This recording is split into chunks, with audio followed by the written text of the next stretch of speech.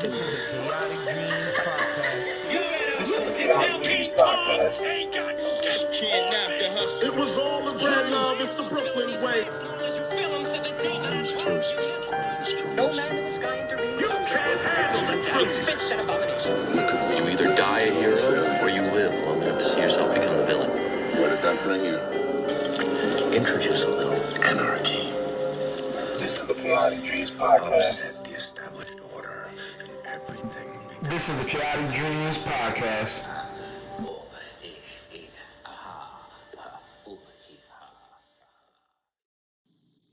Welcome to the Kayatic Dreams Podcast. This is your host, AJ, and this is the third episode of our podcast, and I'm bringing to you part 2 of 3 of my Zack Snyder universe discussion.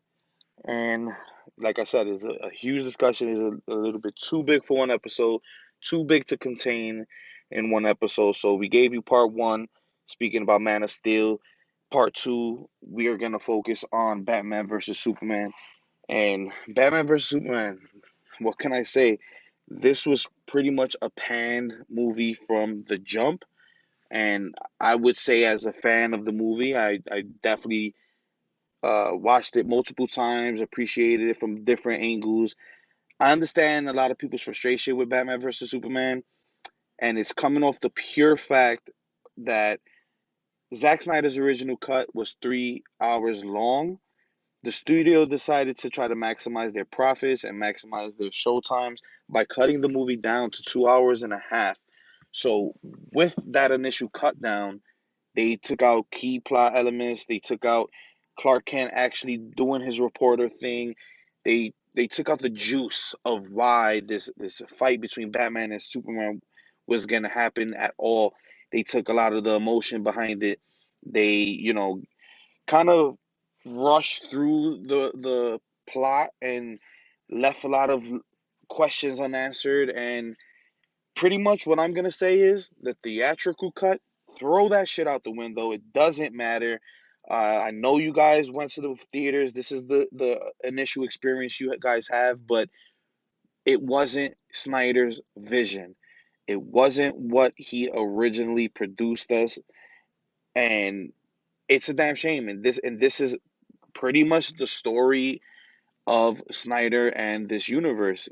He gives us a vision. He acts on that vision, gives us the best movie he could possibly give us, and then either fan criticism or the studios get involved and they put their 2 cents or lack of sense in this case, and they hurt the movie more than contribute to it.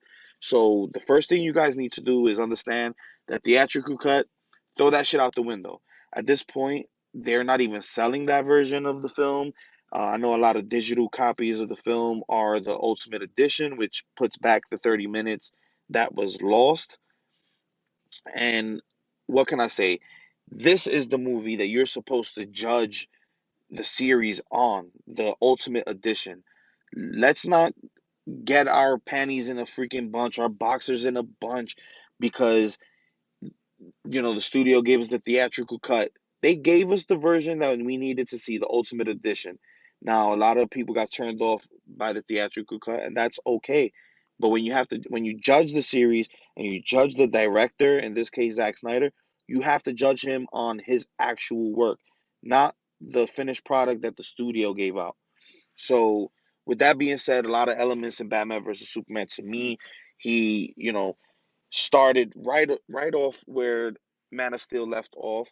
And, Man of Steel was his entire vision of what he thought Superman would be. It was the beginning of this 5-movie story arc that we will eventually see end in 3 movies, with Justice League being the final one. And he was, building up a universe, and he was trying to spin out a lot of characters. And a lot of people have a lot of nitpicky things about Batman versus Superman. So what's one of the biggest criticisms for Batman versus Superman? Let's start off with the one that kind of rings bells, and he says the bell has been rung at the end of the movie. Lex Luthor. Now, I have no issues with Lex Luthor. I have no issues with his portrayal of Lex. I have no issue with the person they chose as Lex Luthor. Jesse Eisenberg is an eccentric kind of actor. He doesn't even watch his own movies. He's that much of a method actor that he's his biggest critic, and I feel like people didn't give Jesse Eisenberg the right chance. They didn't give him the fair shot with you know everything else, plot points missing. They didn't really get to see that his manipulation was pretty much the heart of the whole film. He's the reason why Superman was getting the information he was about the Batman and the corruption that supposedly Batman had going on in Gotham City, which in this movie was across the bay from Metropolis, so they were sister cities, which was convenient for this world. I think it's the first of its kind in any medium for comics or movies that Gotham and Metropolis were across the bay from each other. But with that said, Lex Luthor was pretty much the guy behind the scenes and everything. And the biggest criticism people have with Lex Luthor is just that, his eccentric portrayal of it. Very witty, as Lex always is. But what people got to understand, this was the mad scientist slash businessman Lex. They gave us the best of both worlds up until Batman versus Superman. Before we even got this Lex, every iteration in the movies was the thief Lex with the bald head and the wigs, and all he schemed about was business things. No, this guy was a mad scientist. His intelligence was the first thing that he used, not his money or power. It was his intelligence, from getting them to square off against each other to manipulating the Kryptonian ship and hacking into it and being able to use his vast knowledge and learn, the knowledge of the universe. If you listened in on part one and we spoke about Man of Steel, I dived into the fact that Krypton had outposts and they, searched the stars. They were very technologically advanced. They you know, had a lot of knowledge of the universe and everything that it incorporated in the universe. They had that knowledge. So he was actually smart enough to hack into the Kryptonian ship with no prior knowledge of the ship or anything, just his plain old smarts. Got to use the Genesis chamber, the which I didn't mention in the first part, which was heavily influenced in the movie. That I did mention Clark, Superman was the first naturally born citizen of Krypton in 1,000 years. So before that, they were genetically engineered in pods using the Codex, which was infused into Superman and Man of Steel. And the Codex pretty much was the collection of every family lineage on Krypton, their collective DNAs. And the Codex was used to create people with a specific purpose in life and function. Example being Zod and his, naturally born focus to lead his people and to be a general for the planet and make and his the survival of his race and people were the top of his list of things. Without that, he's nothing. He has no purpose, and that's pretty much, the sum of what happened with him in Man of Steel. Now, Lex Luthor repurposed the Genesis Chamber, used the dead body of Zod to reanimate it and create his own version of Doomsday. Now, Doomsday, and if anyone who's a comic book fan or knows anything about Superman, DC Comics, you already know that Doomsday is the one that kills Superman, or in most cases just knocks him the fuck out and puts him to sleep for months. But he creates this creature. When his plan for Superman and Batman to take each other out failed, he had a plan B, which was Doomsday. Now, again, I said in part one, if they probably would have named this anything else other than Batman v Superman, I think people's expectations would have been so high in expecting the fact that they thought that these two people were gonna clash the entire movie and that The climax of the movie was going to be the fight between Batman versus Superman. That's a big complaint about the movie. The fact that they didn't lean heavily into them fighting, which I disagree because they, if you look at Superman's battle within this movie, it was an escalation from one scene to the next. The damage he took in one scene carried over throughout the rest of the movie, and it weakened him enough to end the movie battle damaged and seemingly killed at the hands of Doomsday, sacrificing himself for planet Earth, for the city, for the millions of people that in this movie he dealt with acceptance and lack of acceptance from the humans on Earth. And this was a big theme. When jumping off of Lex, going to Superman, the biggest complaint with Superman here in this movie was, oh, Superman lacked empathy, or Superman wasn't jolly and smiling and saving people. Bullshit on all counts. I'm going to start off by saying bullshit because the argument of he didn't save anyone. You must have missed the numerous news clippings. You must have missed the point where he stopped his investigation of Bruce Wayne to go save someone halfway across the planet. You must have missed the point where he saved people, the Russian space shuttle. And again, due to the stupid decision of putting on a theatrical cut that cut 30 minutes of the film, you missed out on the fact that he was saving people after the Capitol building bombing, which Lex also orchestrated, which was very well played part on Lex, using the governor as his folly, and she was the one giving him the most resistance in this movie as far as political moves and his ploys behind the scenes. So it was a good payoff. But we missed out on a lot of the saving he did, but it was there. It wasn't up front in these scenes. They didn't waste scenes on him, saving people for 15 minutes straight. And this is what I love about Zack Snyder's movies. You have to pay attention to the background, the direct image in front of you. You have to pay attention to the colors and the imagery, everything. This movie, Batman vs Superman, more so than Man of Steel, had so much imagery, so much allusions to artwork in our history, in real life, so much savior allusions. In Man of Steel, he had the allusion to Jesus Christ and him, jumping out of the ship with his arms spread, looking like Jesus on the cross, and his conversation with the pastor in church, and his conversation about humanity and what he should do should he be a savior. There was more of that in Batman vs Superman, but it was very much more appreciated. The image of Superman dead with Batman and Wonder Woman looking on, and Lois there holding him, and just so many moments. Like, you have to pay attention to everything. So this not saving people, that's bullshit. Go back and watch. The not being too joyous. Now, sure, he wasn't smiling and happy throughout the whole entire movie, but why would he be? This is a movie that was supposed to be grounded in reality. The first movie dealt with Superman coming out to the world, accepting his destiny, and finally being known to the public. Batman vs. Superman was the perfect jump off point from the first movie because it dealt with the ramifications of him exposing himself in the first movie.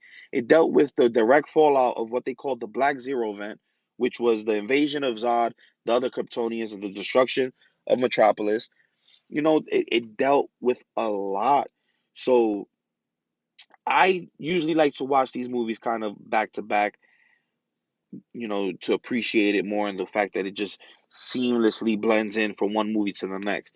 But that not having joy, what was there really to be joyous about? The only real times that you see him act regular and smile and be himself is the few scenes he had with Lois and them interacting and showing that their relationship has progressed from the first movie to the next. And Lois Lane was his joy, which is not a far cry from the comics. Literally,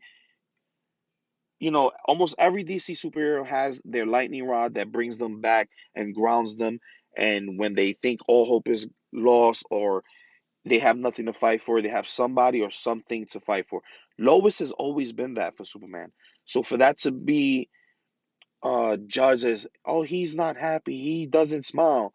Well, we didn't need Superman to smile in this one. We needed him to deal with the issues, the real world issues. We needed him to continue try to be the hero, even in the face of defeat, even in getting shown that the public is against him, or they don't accept his power, or they're afraid of him. He still chose to be that hero. Now, with Lex Luthor manipulating the situation, there's a point where he says, not everyone can, in this world, not everyone can stay good. And that was the battle he was having within himself.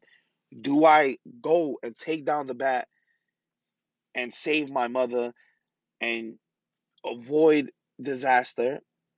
Or do I risk losing the person who humanized me, who raised me, who taught me how to live in a world where I'm the only person of my kind, the person who accepted me without looking back, without second guessing it.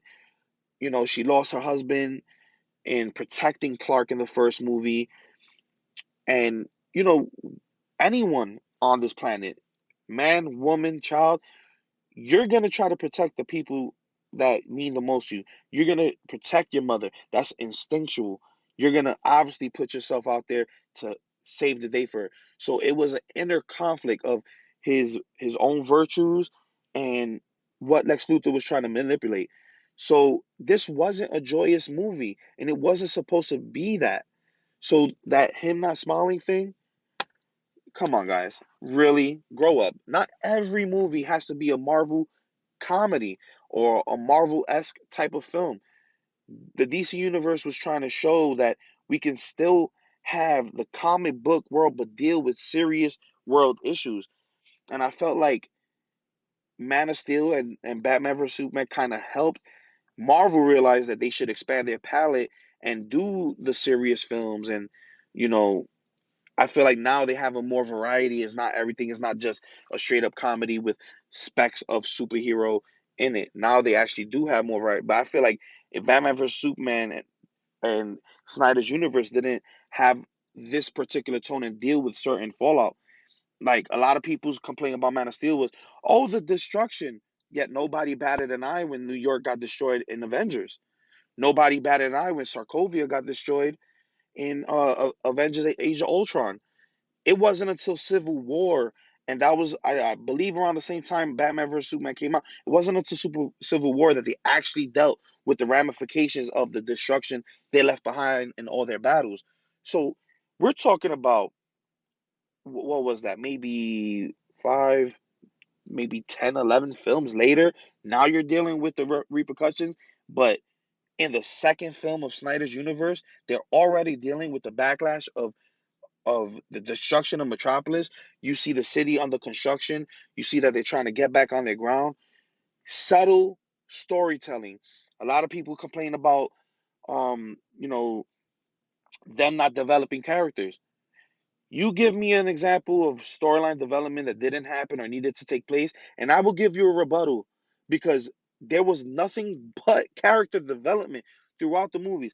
You gotta understand, Snyder takes you through a journey even in his action scenes. His action scenes grow the characters. His action scenes develop the characters. And that's one of the greatest aspects of Snyder's universe to me.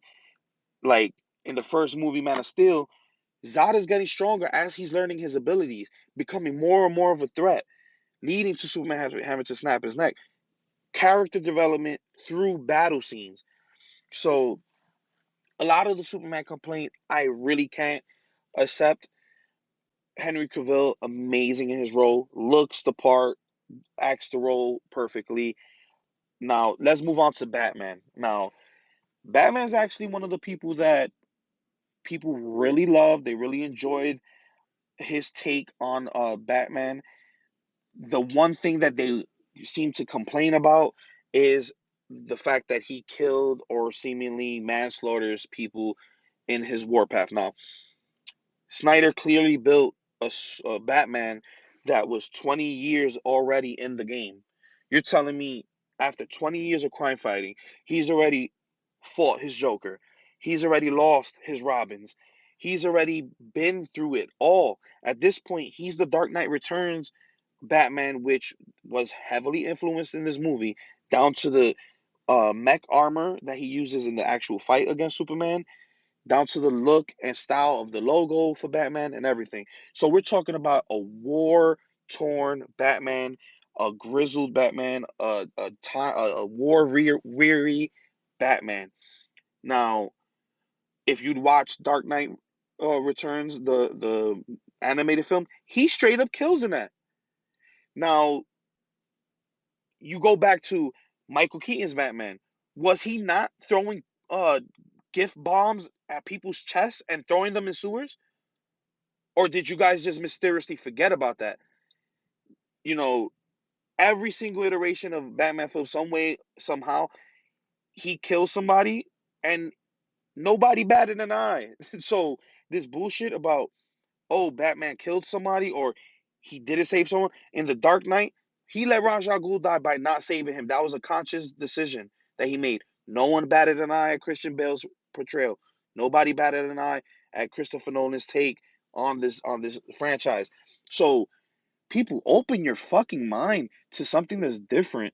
Not everything has to be, 1000% what you see or the iteration you see, because you talk to somebody from 50, 60 years ago, their Batman used to have a gun on his hip. You talk to somebody's Batman from the 90s is different from the Batman from 60s, 50s, and so on and so forth.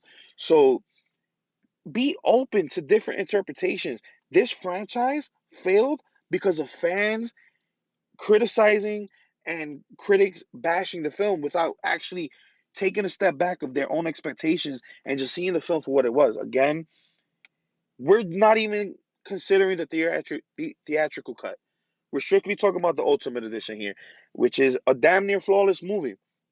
So Batman, 20 years in the game already, he's directly involved in this conflict because he had a Wayne Enterprise building in Metropolis during the Black Zero event.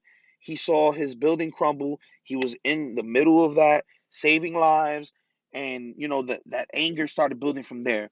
From that moment on, Lex Luthor was manipulating him, sending him notes and photos, pretty much showing the negligence and that Wayne Enterprises was giving the employees, and the fact that people have suffered stemming from Superman's Black Zero event fight with Zod. So that built the anger. And then throughout the movie, you know, Lex Luthor again blaming Superman or framing Superman for an attack in Africa that led a whole village destroyed and people dead. You know, the tension was building all movie. So by the time they actually fought, they had legitimate reasons to fight. Now, another criticism, huge criticism, as far as Batman goes in this film was the Martha scene, the infamous Martha scene. Now, if you're listening to this, and obviously you must have a interest in the movies or these characters, people pan the freaking Martha scene. Now, I don't understand why that part needs to be even explained. Why should they, if you watch the movie and you know who Batman is, then you should understand why that scene was pivotal and not just a joke. People make fun of little points, it becomes a meme, whatever. But this was actually the moment where Ben Affleck's Batman realized this is not an alien from a different universe or different part of our universe that has no attachments here. No, this is a man with a mom, with people he cares about, with human attachments, human emotions. In that moment where Superman is facing death, he has a kryptonite spear at his neck. Any moment he's about to die. He doesn't say spare himself. He says, please, they're gonna kill Martha. Find Martha, help Martha. In his last moments, he's being selfless and asking him to see reason and help him save his mom. That broke uh, Bruce out of his rage, and he realized he's becoming the very enemy that he put on the cowl to face anyways, in the beginning, he's become the very enemy that he fought against for these past 20 years. He let the anger and the rage take him over. So this was him stepping back. This guy's a human. This guy's a, you know, he's not human, but he's based in humanity and human values. So that was the awakening for him. Other than that, Ben Affleck to me held down the Bruce Wayne role perfectly, held down the Batman role perfectly. This man's hand-to-hand combat in the warehouse scene, bar none. Like no other Batman has given me a scene where I had to rewind it 100 times because it just the little movements and the things you don't catch. It was amazing. Way better fighting scene than I've seen in all three Dark Knight movies. And not for nothing, those are absolute classics to me. I love them. I'm not knocking them at all. But Ben Affleck was the best Batman to this day. And you know what? You can at me, say something in the comments or whatever you want to do. We can argue about this. But to me, Ben Affleck is the best Batman. And his portrayal in the Justice League, it just got so messed up. But I'll save Justice League for our third part to cap off my ideas of the Snyderverse. But that Martha scene was very pivotal. It was needed. It was the understanding point between the two characters. This is the catalyst that brought them together. It's not just some bullshit out of nowhere left field. No, they opened the movie with Batman's dream going through seeing his parents get killed in front of him. Martha is the whole reason for his war on crime. So it just made perfect sense. Another part of this movie that people seem to really love was the inclusion of Wonder Woman and her portrayal. I felt like it was done perfect. She was kept in the shadows for the most of the movie. You see her as this mysterious figure. Who is she? You want to know more about her. By the time she actually jumps into the action, she's full blown Wonder Woman. You hear that music hit, your hairs rise on your arm, and you get soaked into the moment. No complaints on Wonder Woman. Now, the snippets and the inclusion of the other Justice League heroes, people were complaining, oh my God, it was too packed. They should try to shove too much into this movie. Well, hello, it was a 3-hour movie. You have space to do that. Not only that, it wasn't like it was done half-assed. You have the first scene was the nightmare scene. Bruce is in his cave. He's working on trying to get the information from what Lex is doing, and the cover-ups that he's been doing, which is the catalyst for the most part of this movie. He's dreaming. Flash enters his mind at the end of that. The nightmare scene sets up a future where Darkseid took over the planet. Earth is ravaged, and then at the end of that dream sequence, we see the Flash seemingly coming back from the future to warn Bruce that Lois is the key, which was going to play heavily into Justice League and kind of still does. The bullshit version that Whedon, however the hell you want to say that name, he contributed. It did lead into the Justice League, but it was going to be so much more. But we'll get to that in the Justice League conversation, the Justice League episode. But we had that interaction with Flash, so we already got sprinkles of future possibilities, and we actually see him on screen. Then later on in the movie, in that moment, he was decrypting the hard drive, which contained the files for Flash, Cyborg, Aquaman, the rest of the league that they will have. And right before the Doomsday battle, we see Wonder Woman unlock it herself, and Bruce Wayne shared the files with her. She goes through the files, and they give us little snippets of Aquaman, Cyborg, and Flash. What's the problem with that? You already got a little bit of backstory for three characters that we're going to see in the next movie. They didn't take up too much time.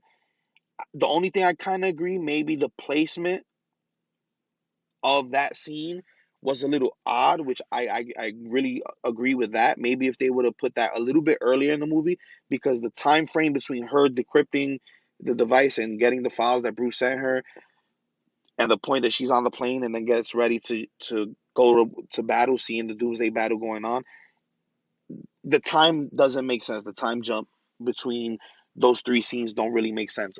So if they would have placed that a little bit earlier in the film, I feel like that complaint would have never been a complaint. It set up who they were pretty damn good. We pretty much saw the origin of Cyborg. They just showed that there was an Aquaman in existence, and we see Barry actually save someone and use his powers on camera. So no complaints there. It it gave me more to expect in the Justice League. Again, Justice League was supposed to be a trilogy of films, so that's a big complaint that they have. Now the end battle, when Batman and Superman started fighting, Batman starts off the fight with weapons set up. Superman obviously runs through all of those, flings Batman through a building. They end up on the roof. Batman hits him with a kryptonite grenade. That's one kryptonite grenade he soaked in. Now Batman's beating the shit out of him. Those hand-to-hand combat skills are in full effect. He's beating the hell out of Superman. Slowly throughout their battle, Superman is regaining his strength to the point that Batman can't even punch him no more. So what happens? Now Superman starts whooping his ass. In desperation, boom, hits him with a second grenade canister full of kryptonite. That's already 2 times that he's got exposed to kryptonite, and it's in his lungs, it's in his system. Now, the only resemblance of kryptonite was in Man of Steel when they changed the atmospheric conditions on the ship, and Zod kind of, invaded his mind.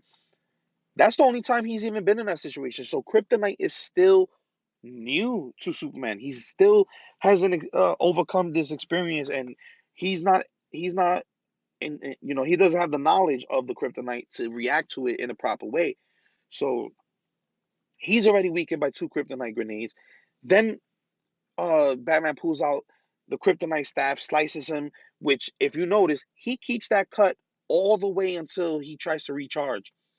When he goes to outer space, and him and Doomsday end up in outer space, and he lets the nuke that the government sent hit both of them. The sun recharges him, and that was the point when the mark went away. But he's already weak. He needed to recharge just to get back into this fight, and then he carried the kryptonite staff, flew to Doomsday, and impaled him through the chest. That is fucking badass. We saw him go through a whole battle with Superman, with Batman. We see Batman redeem himself and all these violent acts, and his anger and frustration towards Superman now is redirected to the person who he was supposed to direct his anger to. Saves the day with Martha. By the time we got all three heroes facing off of Doomsday, this is the Trinity team up we've always wanted, and it worked. I mean, Batman did stay on the sidelines, for the most part of that fight, but what can you arguably do in a situation where you're seeing three godlike beings fighting and you're mortal?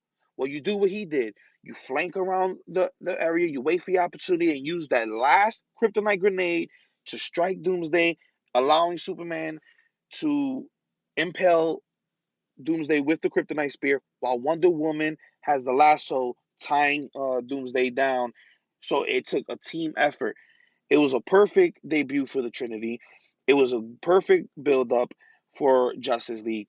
People didn't give this a chance. And the problem with Justice League going forward was the fact that because of the critical reception of the theatrical cut of this movie, Justice League was already in production when Batman vs. Superman dropped. So last minute, the studio execs decided to change everything. We'll speak more about that in part 3 when we talk about the Justice League. But Batman vs. Superman, for the people who criticize this film and don't see it for the masterpiece and the art piece that it is, please go back, do yourself a favor, go watch the movie, the Ultimate Edition. And for the people that never gave it another chance, once they left the theater and saw the theatrical cut, please go back, inform yourself, I've watched this movie at least 50 times, and every single time I see a detail that I missed before. I hear dialogue that I didn't catch the first go round. There's so much more that happened in that film. I just really wanted to go over the general criticisms, what I thought about the film, and of course, we'll continue this discussion on part 3 when we speak about the Justice League, and that'll wrap up our Snyderverse conversation on part 3. And we'll wrap up this conversation right now with part 2, speaking on Batman versus Superman. And again, we're going to be doing this a lot more. Please like, follow, subscribe, share the podcast. Also, give a shout out to my brothers in arms at the Kayfabe Avenue podcast, which I also co-host. Please show us some love on that. Follow us on all major podcast streaming services. And this has been AJ. This has been Kayatic Dreams Podcast. Let me know what you thought. Again, Justice League is the next episode I'll focus on in this conversation. Wrap up this trio of episodes dealing with the Snyderverse. We're gonna have a lot more topics on the show. Please let me know what you thought. Give me all your criticism. I'm good. I'm good in taking criticism. I want to grow the show and give you guys the content that I feel like a lot of people maybe give, but not in the necessary way that it should be presented. And I feel like for the people that are diehard convinced that this movie sucked, maybe I changed your mind a little bit. Maybe I gave you enough interest to go back and reevaluate your original opinion, take in the movie as it was meant to be seen, the Ultimate Edition. And I hope you enjoy it. If you do, if you go back and watch it again, I hope you really enjoy it. I hope I was a part of that experience, bringing you to appreciate the Batman versus Superman. I am a big avid supporter of hashtag release the Snyder Cut. I really hope it happens one day, and these series of videos I hope will encourage the movement and help the movement continue until one day we get that released. Until next time, this has been AJ. This has been the Kayatic Dreams Podcast. Thank you for listening, and stay tuned for much, much more.